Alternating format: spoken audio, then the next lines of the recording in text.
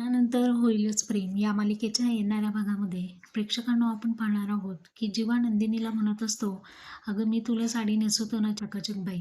नंदिनी म्हणते, अहो नाही माझं मी नसते. परंतु जेव्हा हट्ट करत असतो त्यामुळे नंदिनी जीवाला म्हणते, ठीक आहे, हे साडीचं एक टोक तुम्ही धरा आणि एक टोक मी धरते. असं म्हणत म्हणत साडीची व्यवस्थित घडी करत असताना जीवा बाहेर जातो आणि तितक्यात नंदिनी आतून दार लावून घेते आणि हसत हसत जीवाला म्हणते, कैसा रहा. असं म्हटल्यानंतर जेव्हा म्हणतो, अरे हिने मला फसवलं. दुसरीकडे आपण पाहतो की रम्याला कसा मुलगा हवा आहे असं काव्य विचारत असते.